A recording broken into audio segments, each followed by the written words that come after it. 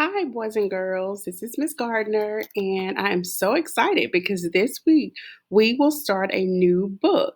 Last week we finished the book, The One and Only Ivan, but this week we are going to start a new book titled Flat Stanley. Okay, so listen up, and this book won't take as long as The One and Only Ivan. Okay, this book actually only have 5 chapters, so I will read 2 chapters today to you guys, and then we will finish the book this week because we have something very important that we want to do on Friday. So here we go. Flat Stanley, his original adventure. The big bulletin board. Breakfast was ready. I will go wake the boys, Miss Lambchop said to her husband, George Lambchop. Just then, their younger son, Arthur, called from the bedroom he shared with his brother, Stanley. Hey, come and look. Hey, Mr. and Mrs. Lambchop, let me show you this picture. Mr. and Mrs. Lambchop were both very much in favor of politeness and careful speech. Hay is for horses, Arthur, not people, Mr. Lambchop said as they entered the bedroom. Try to remember that. Excuse me, Arthur said, but look. He pointed to Stanley's bed. Across it lay the enormous bulletin board that Mr. Lambchop had given the boys a Christmas ago so that they could pin up pictures and messages and maps.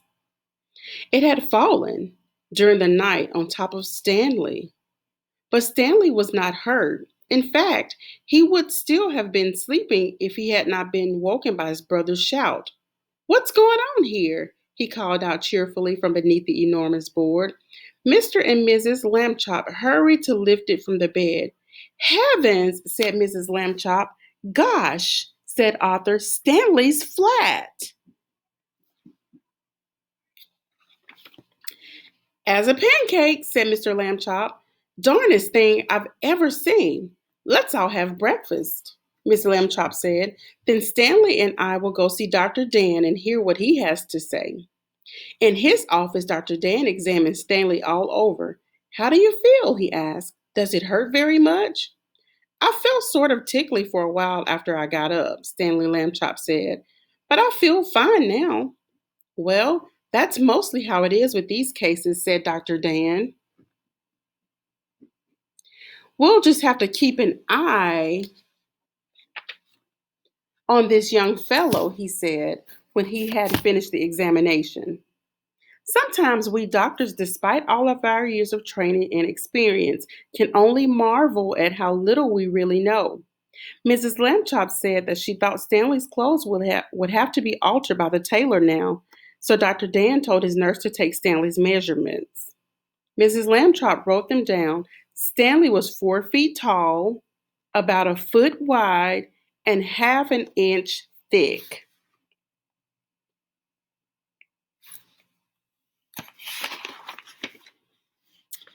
The title of the next chapter, chapter 2, is called Being Flat. When Stanley got used to being flat, he enjoyed it.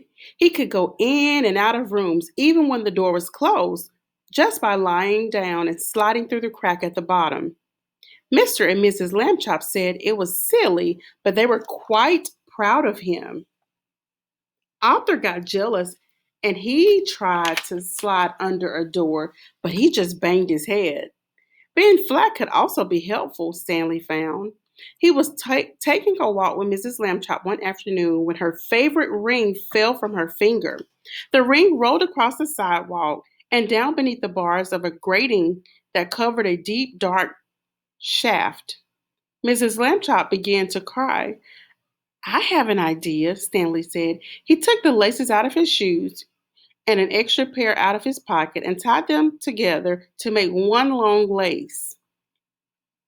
Then he tied one end of that back to the back of his belt and gave the other end to his mother. Lower me, he said, and I will look for the ring. Thank you, Stanley, Mrs. Lambchop said. She lowered him between the bars and moved him carefully up and down and from side to side so that he could search the whole floor of the shaft. 2 policemen came by and stared at Miss Lambchop. As she stood holding the long lace that ran down through the grating, she pretended not to notice them.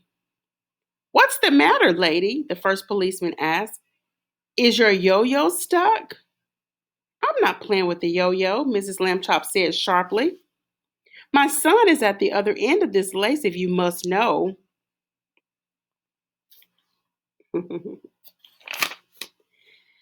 Get the net, Harry, said the second policeman. We have caught a cuckoo. Just then, down in the shaft, Stanley cried out, Hooray! Mrs. Lambchop pulled him up and saw that he had the ring. Good for you, Stanley, she said. Then she turned angrily to the policeman. A cuckoo indeed, she said. Shame. The policeman apologized. We didn't get it, lady, they said. We have been hasty. We see that now. People should think twice before making rude remarks, said Mrs. Lambchop, and then not make them at all. The policeman realized that was a good rule and said that they would try to remember it. One day, Stanley got a letter from his friend Thomas Anthony Jeffrey, whose family had moved recently to California. A school vacation was about to begin, and Stanley was invited to spend it with the Jeffreys. Oh boy, Stanley said, I would love to go. Mr. Lambchop sighed. A round trip train or airplane ticket to California is very expensive, he said. I will have to think of some cheaper way. When Mr. Lambchop came home from the office that evening, he brought with him an enormous brown paper envelope.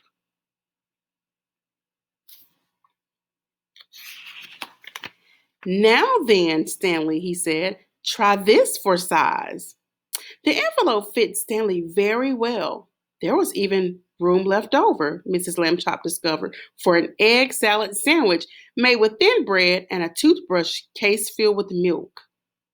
They had put together many great stamps on the envelope to pay for both airmail and insurance, but it was still much less expensive than a train or airplane ticket to California. The next day, Mr. and Mrs. Lambchop slid Stanley into his envelope along with the egg salad sandwich and the toothbrush case full of milk and mailed it from the mailbox on the corner. The envelope had to be folded to fit through the slot, but Stanley was a limber boy, and inside the box he straightened right up. Mrs. Lambchop was nervous because Stanley had never been away from home alone before. She wrapped the box. Can you hear me, dear? She called. Are you all right? Stanley's voice came quite clearly. I'm fine. Can I eat my sandwich now? Wait an hour and try not to eat or get overheated, dear, Mrs. Lambchop said. Then she and Mr. Lambchop cried out, Goodbye, goodbye, and went home. Stanley had a fine time in California. When the visit was over, the Jeffreys returned him in a beautiful white envelope that they had made themselves. It had red and blue markings to show that it was airmailed, and Thomas Jeffrey had lettered it valuable and fragile, and this end up on both sides. Back home, Stanley told his family that he had been handled so carefully he never felt a single bump. Mr. Lambchop said it proved that jet planes were wonderful, and so was the Postal Service, and that this was a great age in which to live. Stanley thought so too.